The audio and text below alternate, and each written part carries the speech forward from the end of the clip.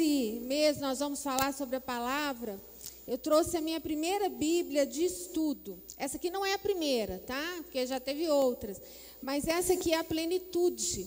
É uma Bíblia que eu indico para quem quer começar a estudar a palavra de Deus, que quer conhecer mais. A Bíblia Plenitude, ela nos ajuda a crescer no conhecimento da palavra de Deus, amém? Então vamos pegar a nossa Bíblia e vamos fazer a nossa declaração. Amém? Esta é a minha Bíblia. Eu sou o que ela diz que eu sou. Eu tenho o que ela diz que eu tenho. Eu posso fazer o que ela diz que eu posso fazer. Hoje eu serei tocado pela palavra de Deus. Eu audaciosamente confesso que a minha mente está alerta, que o meu coração está receptivo e que eu estou pronto para receber a incorruptível, a indestrutível, a sempre viva semente da palavra de Deus. E eu nunca mais serei o mesmo. Nunca, nunca, nunca. Em nome de Jesus, amém. Aleluia. Glória a Deus. Pai, eu peço que o Teu Espírito Santo esteja nos conduzir neste momento. Que possamos estar todos atentos à Tua palavra. Que os anjos do Senhor estejam aqui conosco. E que o Teu Espírito Santo tenha inteira liberdade. Aqui é o Teu lugar. Aqui é o Teu lugar. Em nome de Jesus. Amém. Glória a Deus. Aleluia. Abra a Bíblia de vocês. 2 Timóteo. Uma passagem conhecida nossa. 2 Timóteo 3, do 13 ao 17. Passagem onde Paulo dá orientações a Timóteo, o apóstolo Paulo. Amém?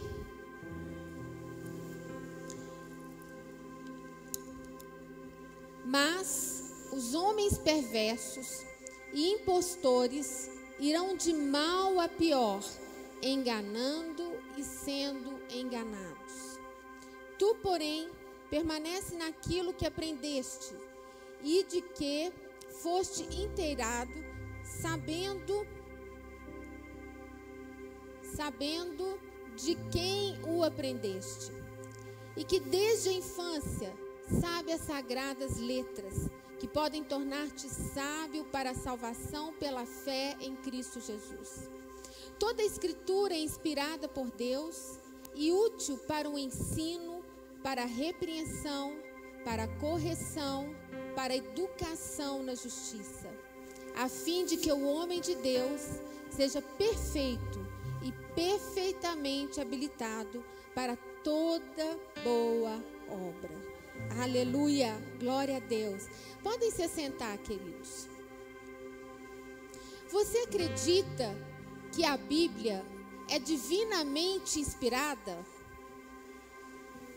Eu gostaria que você pensasse sobre isso. Não sei se você já teve oportunidade de parar para pensar se você verdadeiramente acredita que a Bíblia é divinamente inspirada. E se você acredita, por que você acredita?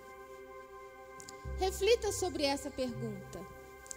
Converse com Jesus agora sobre ela e responda com toda sinceridade.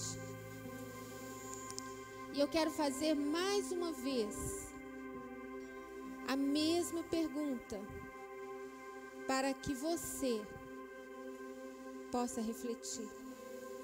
Você realmente acredita que a Bíblia é divinamente inspirada? Que ela é a palavra de Deus? Se você respondeu sim, por que não dedica tempo a ela? Se você crê que ela é a palavra de Deus, foi inspirada por Ele, Por que você não dedica tempo a ela? Nós não paramos para pensar. As coisas só vão acontecendo na nossa vida. É tanta coisa para fazer, tanta coisa para realizar, que nós nos perdemos e deixamos de lado aquilo que nós dizemos que acreditamos. Um dia como esse, em uma igreja, uma moça chegou desiludida com a vida, cansada de todas as mentiras e enganos vividos até então. Como qualquer um de nós, antes de conhecermos a Jesus. Essa jovem foi impactada com tudo que viu e sentiu naquela igreja, naquele dia. Seus olhos estavam brilhando. A alegria estava estampada em seu rosto, em lágrimas e sorriso, um misturado de emoções. Ela se entrega ao Senhor Jesus.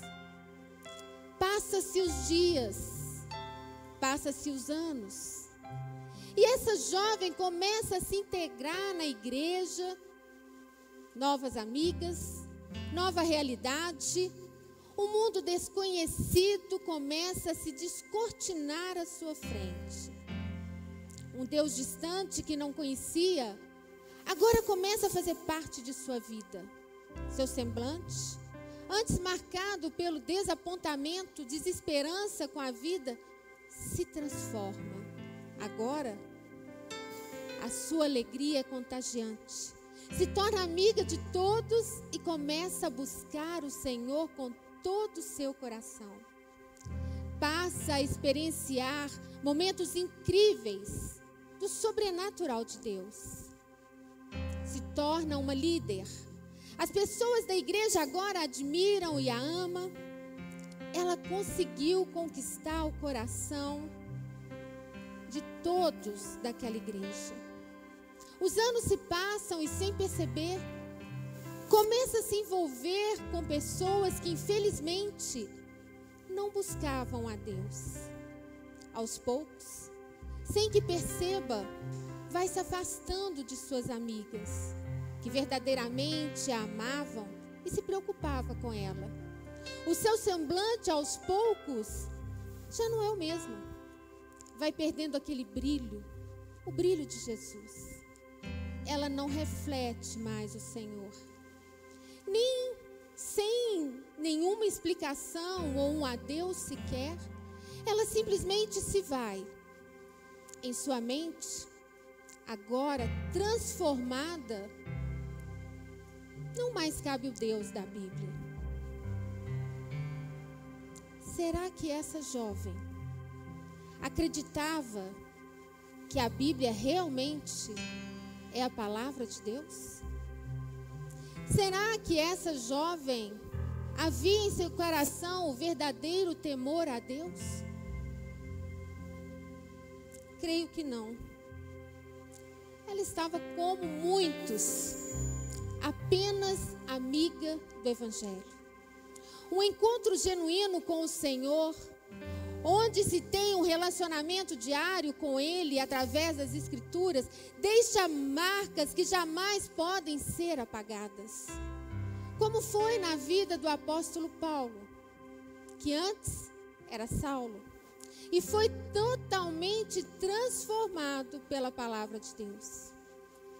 Essa história, infelizmente, é a constatação de muitos que um dia estiveram aí, como você, sentadinho, ouvindo a palavra.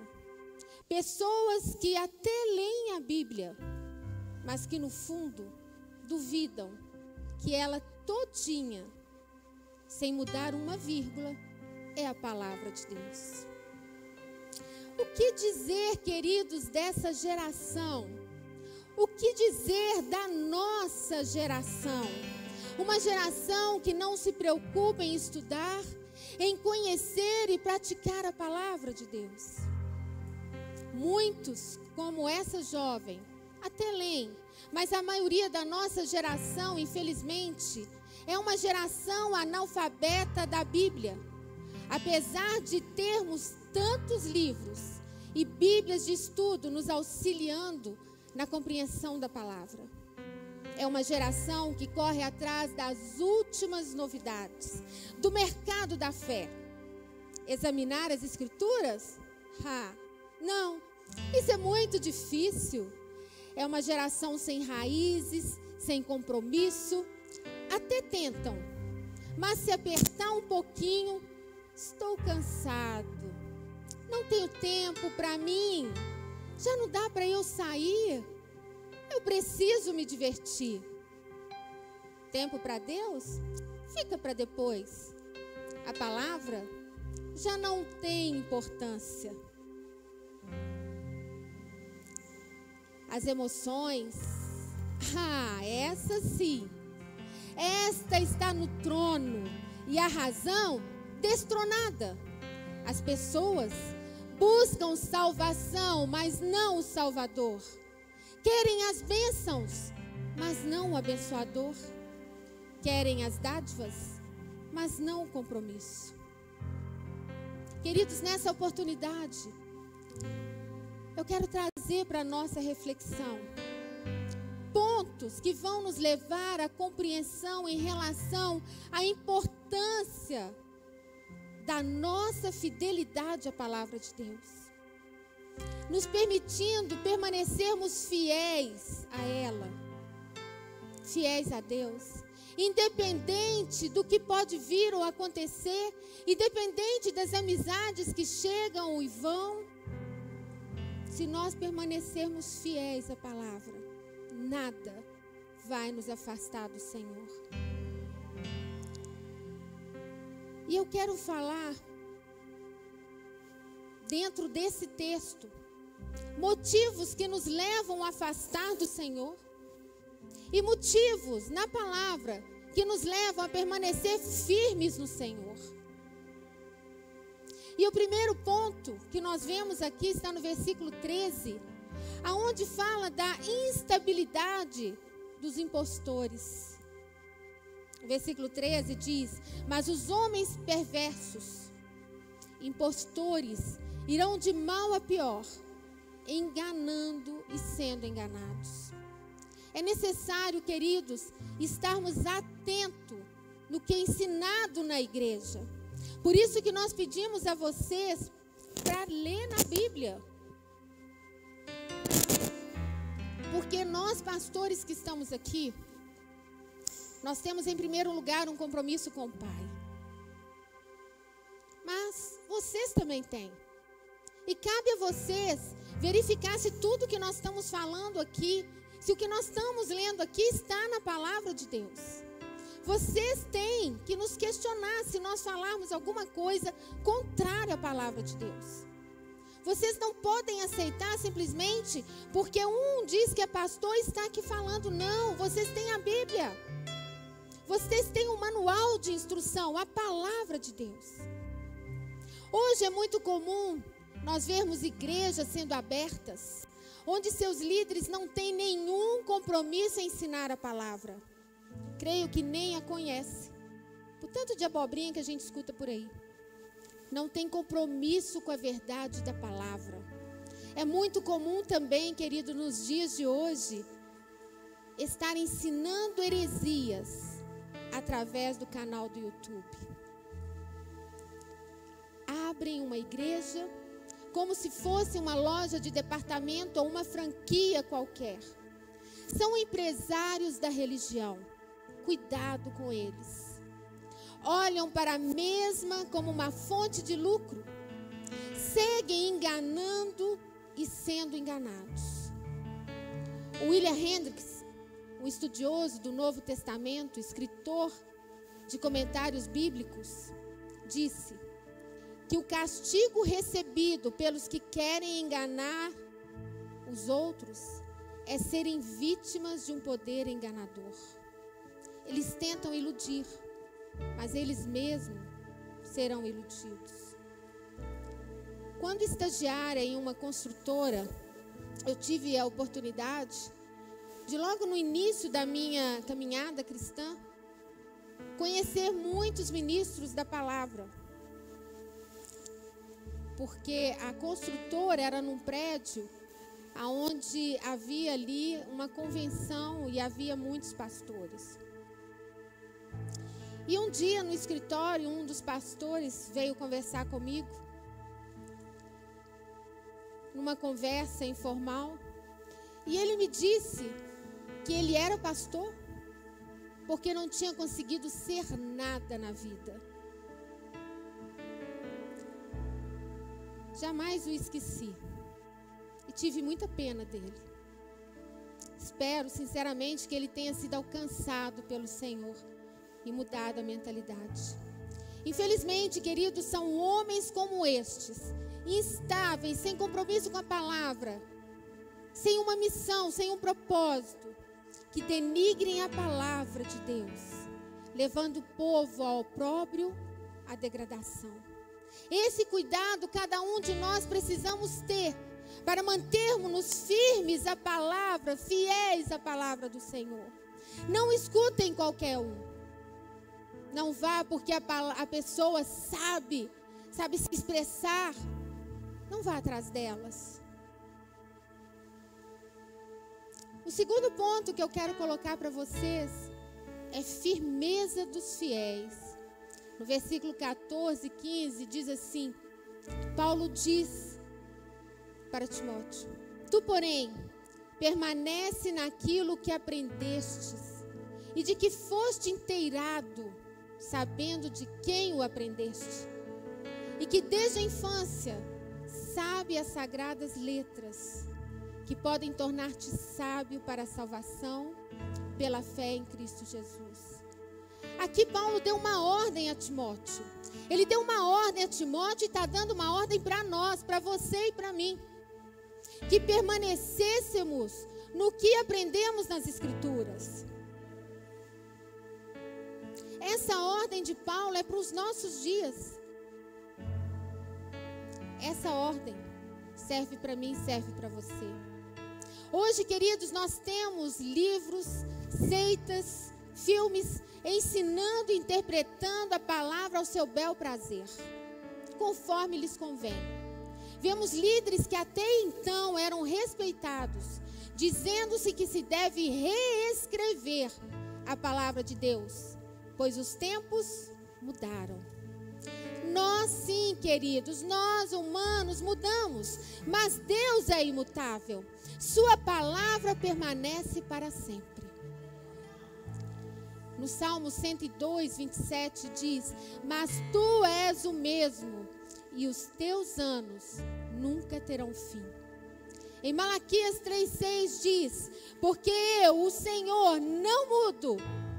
Por isso, vós, ó filhos de Jacó, não sois consumidos. Hebreus 13:8.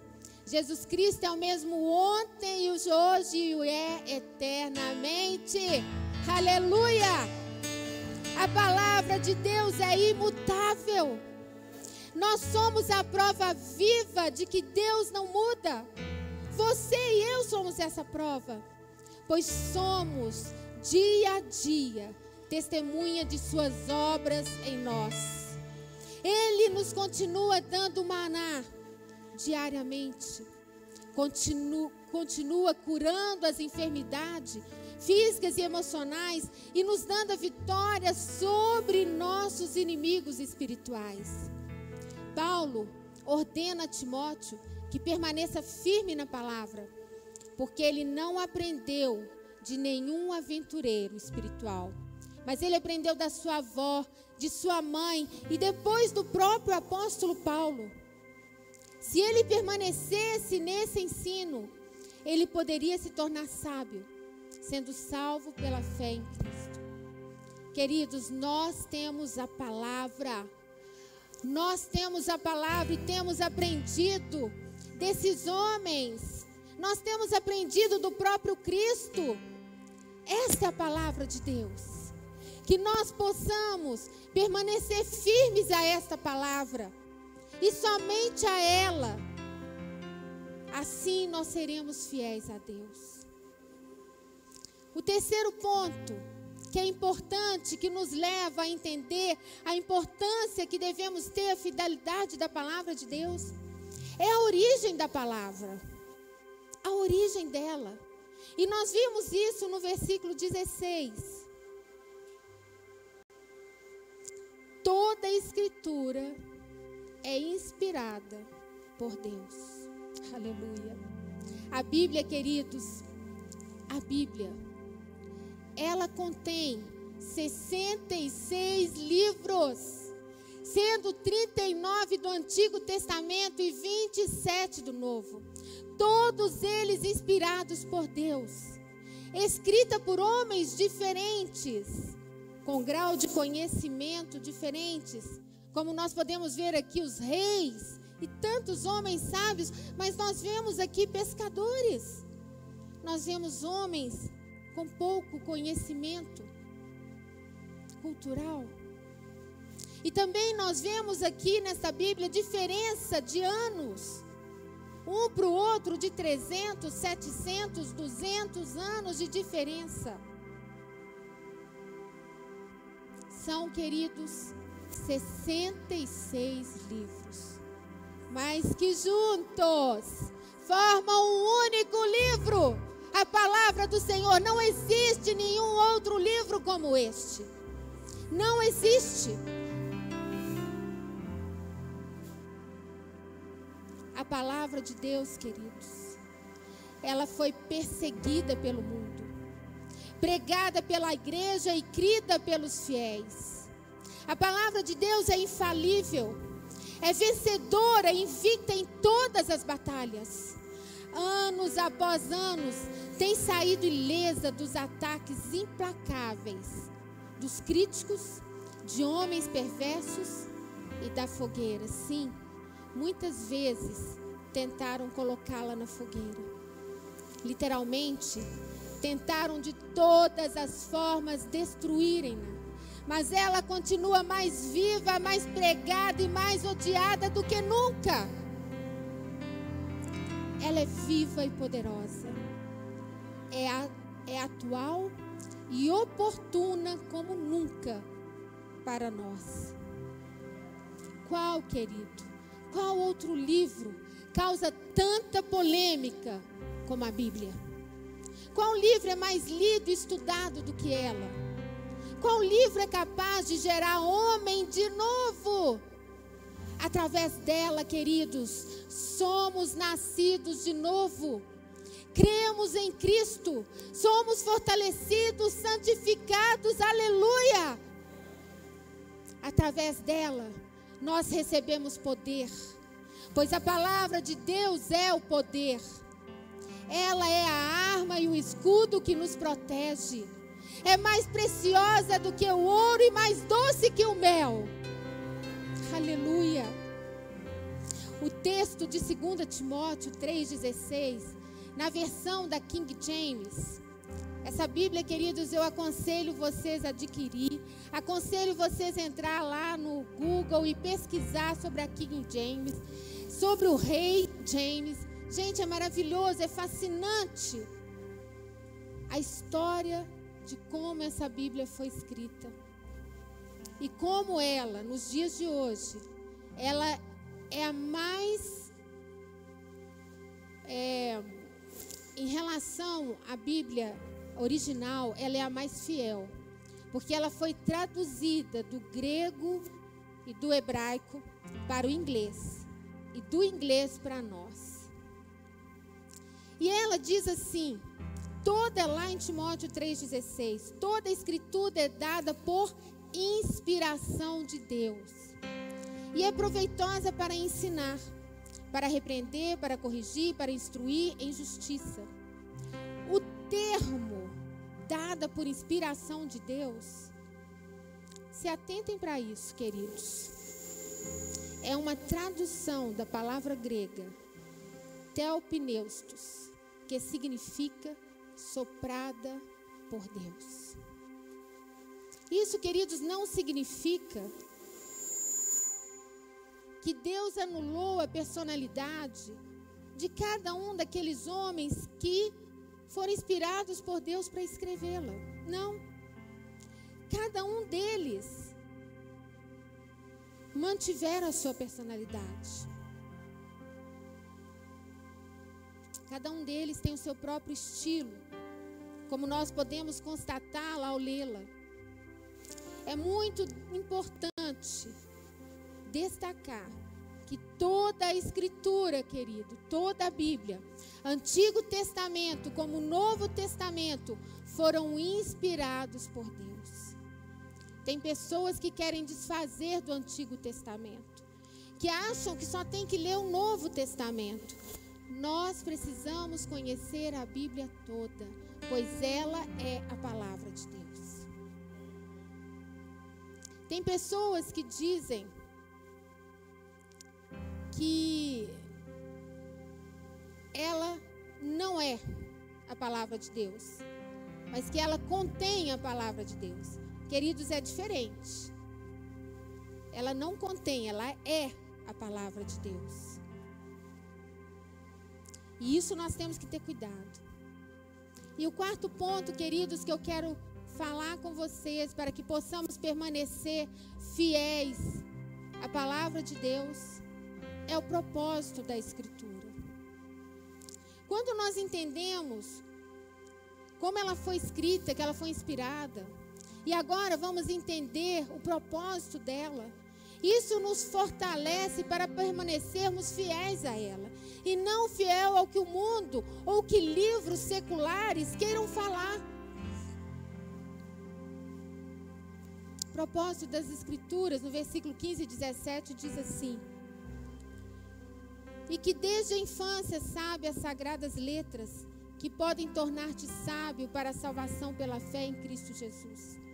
Toda a Escritura é inspirada por Deus e útil para o ensino, para a repreensão, para a correção, para a educação na justiça, a fim de que o homem de Deus seja perfeito e perfeitamente habilitado para toda boa obra.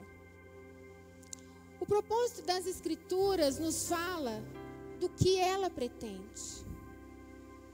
Ela conduz as pessoas à salvação. Nós vimos isso aqui no versículo 15. Paulo falando com Timóteo.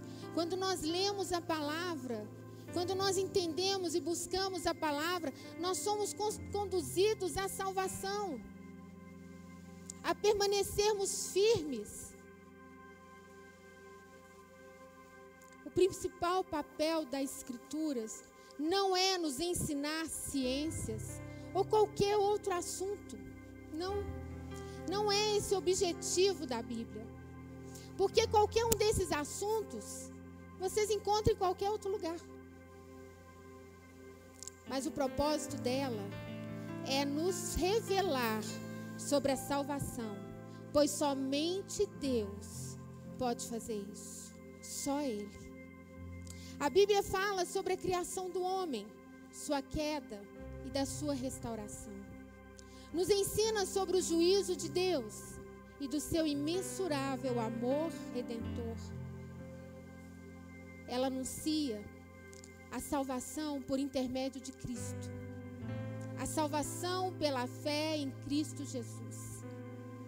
Desde o Antigo Testamento, o assunto principal das Escrituras é sobre a salvação da humanidade por intermédio de Cristo. No Antigo Testamento, quando nós lemos, nós vemos que as pessoas eram salvas pelo Cristo da promessa, o Cristo que haveria de vir. O Antigo Testamento anuncia a promessa e a pregação para a chegada do Cristo. Cristo vem do latim Christus, derivado do grego Christus, que significa ungido, que por sua vez deriva do hebraico Machias, que significa Messias. Portanto, Cristo significa ungido, Messias. E no Antigo Testamento, eles esperavam o Messias, esperavam o Cristo. E no Novo Testamento, aleluia, no Novo Testamento nós temos os evangelhos que anunciam o nascimento do Messias, a vida, seus ensinamentos, milagres, a morte, ressurreição e ascensão de Cristo. O livro de Atos descreve a propagação do Evangelho de Cristo, o discipulado e a chegada do Espírito Santo. As epístolas apresentam a ilimitada glória de Cristo e de sua obra, aplicada à vida do cristão e da igreja. O Apocalipse fala da vitória de Cristo e da vitória da sua igreja. Cristo, queridos, é o centro da eternidade, da história e da Bíblia. Ele é o Salvador do mundo, o único cujo túmulo está vazio, o único que ressuscitou e permanece vivo. Aleluia! Esta Bíblia, esta palavra fala de Cristo do início ao fim. Fala do nosso Senhor Jesus Cristo, do Messias tanto esperado, mas que veio por nossa causa para nos trazer salvação, reconciliação com o Pai. Jesus é e sempre será o Salvador do mundo. O único nome dado entre os homens pelo qual importa que sejamos salvos. As Escrituras, queridos, elas tratam também da doutrina e da conduta. Se nós estudarmos, nós vamos permanecer fiéis, porque nós entenderemos o que o Pai espera de nós. No versículo 16b e o 17 diz assim: que útil para o ensino, para a repreensão, para a correção, para a educação na justiça, a fim de que o homem de Deus seja perfeito e perfeitamente habilitado para toda boa obra. Queridos, ensino e doutrina, nós podemos entender como saber o que é certo e o que é errado. A Bíblia, ela nos orienta o que é certo e o que é errado. Muitos não querem aceitar o não de Deus. Preferem negar esta palavra e dizer: nem tudo que está aqui é inspirado por Deus, não. Foi homens que escreveram. Existem livros muito bons que dizem que o amor é um amor de paz, né? É aquele amor que pode tudo, porque Deus, Ele é tão bonzinho, não é? Que Ele deixa qualquer coisa.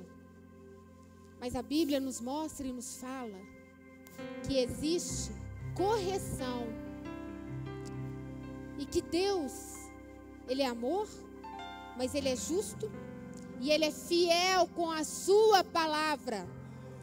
Ele é fiel com a sua palavra e a Bíblia diz que Ele vela pela sua palavra para cumprir ela todinha, de Gênesis a Apocalipse. É a palavra do Senhor. Repreensão. O que é repreensão? Repreensão é quando estamos fazendo algo que não é correto. Nós somos corrigidos, somos repreendidos por Deus, porque Ele é Pai e nos ama. Correção. Como tornar certo. Educação na justiça. Como permanecer no certo. Eu quero, queridos, chamar o Ministério de Louvor para subir. E eu quero chamar também os diáconos para se prepararem para servir. Queridos, se cada um de nós tivermos essa convicção que essa palavra inspirada por Deus, não foi escrita pela cabeça de homens, porque não tem cabimento, queridos. Faz um teste. Se nós pegarmos as pessoas daqui da igreja e pedirmos para elas para escreverem um livro sobre um tema qualquer, e nós vamos dar um ano para elas escreverem, vocês acreditam que se a gente pegar esses livros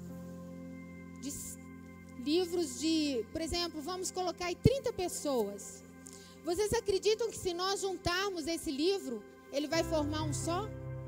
Ele vai falar do início ao fim da mesma coisa? E se nós dificultarmos um pouquinho mais? Se nós pegarmos os nossos tataravós, aí pegar os nossos avós, pegar os nossos netos, uma geração curta, e pedir para fazer isso, se juntar, vai ser um livro só? Queridos, quando nós lemos essa palavra, ela tem tanta sabedoria que jamais poderia ter vindo do homem. É um livro escrito há mais de 2000 anos e que permanece atual nos dias de hoje. É um livro que tentaram destruir de todas as formas, mas ela está aqui. Nos dias de hoje, ela permanece sendo a mais lida. É o livro mais lido. Como pode alguém dizer que este livro não é a palavra de Deus, ou que não foi inspirado por Deus? Se você, querido, prestar atenção em cada um dos pontos que foram colocados, prestar atenção no pregador, em quem você está ouvindo, as pessoas que estão andando com você, se são pessoas que te estimulam a ler a palavra, se são pessoas que estão te estimulando a orar, a caminhar com o Pai, ou se são pessoas que estão te afastando do Pai. Preste atenção nisso. Eu gostaria de pedir que os diáconos pudessem servir já. Podem servir. Eu gostaria que vocês refletissem sobre tudo que essa Bíblia, a palavra de Deus, fala para nós. Da grandeza do nosso Pai, da promessa da vinda de um Messias e do cumprimento. Hoje o mundo, ele é conduzido por antes de Cristo e depois de Cristo. Ser um cristão, queridos, nos dias de hoje, tem os seus desafios, como sempre teve.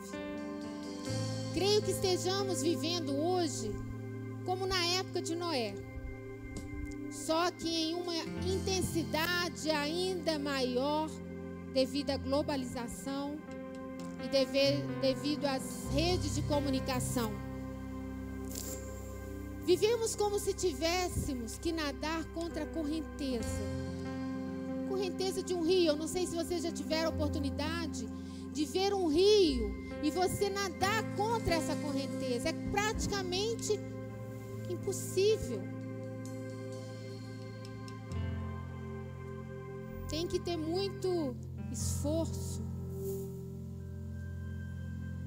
Vivemos como em constante guerra contra o mundo, contra os nossos desejos da alma e contra o diabo. Sim, contra o diabo, porque ele existe sim. A Bíblia fala que ele existe. E nós sabemos que ele existe.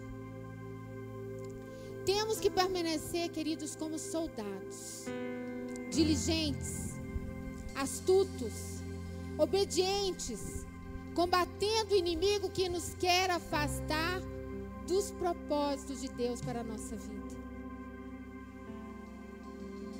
Saiba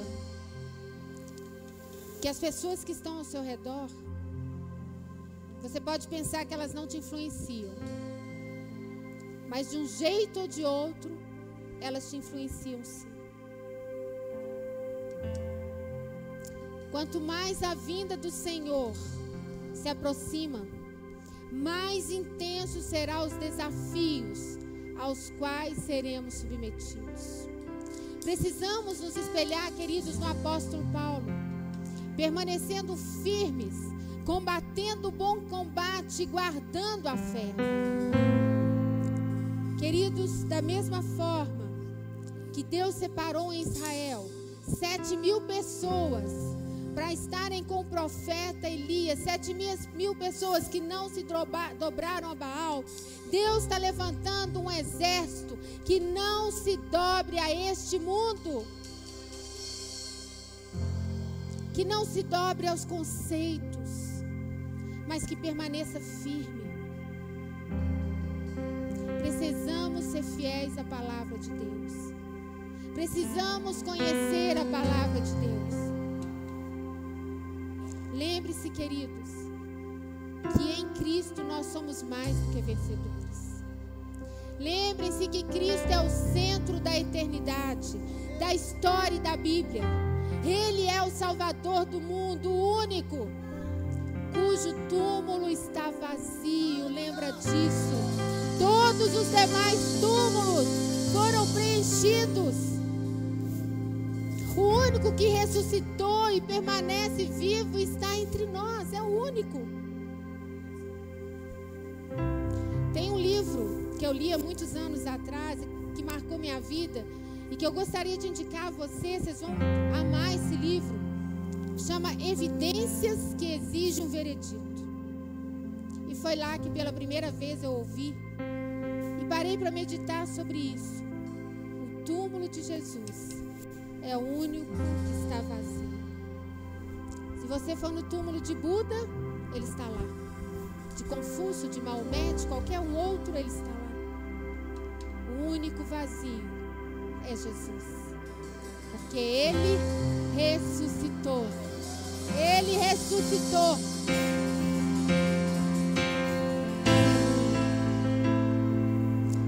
Quem tiver já com a ceia, fica de pé. Tiver com o cálice. Aleluia. Glória a Deus. É por isso, queridos, que nós ceiamos. Porque nós não temos uma fé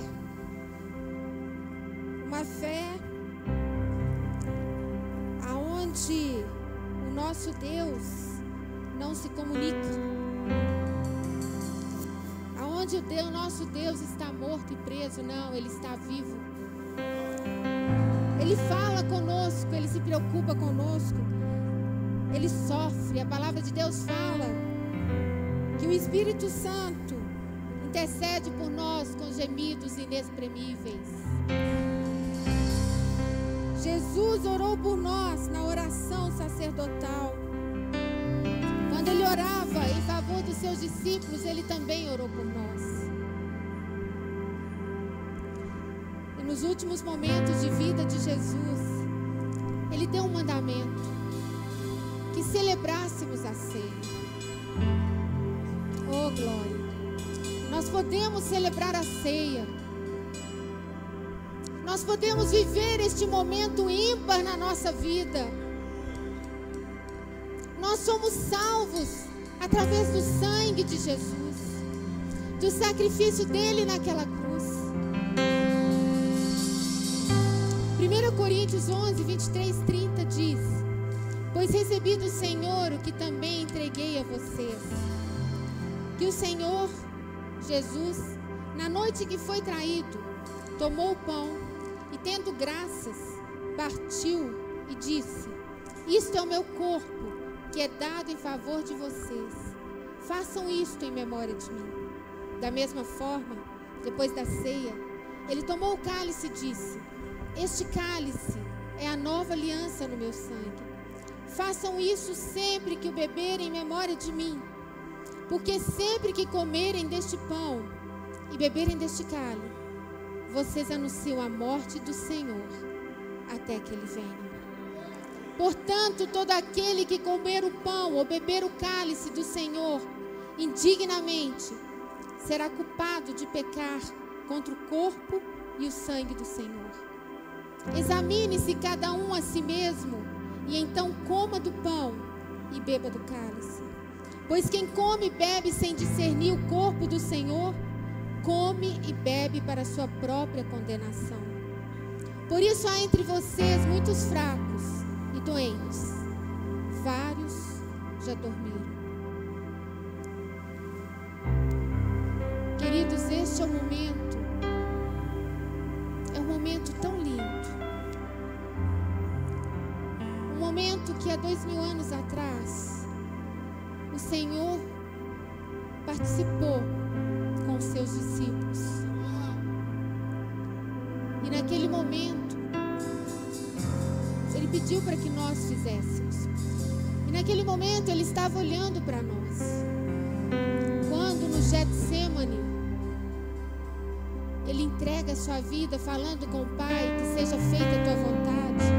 Ele estava olhando para você e para mim nesta noite.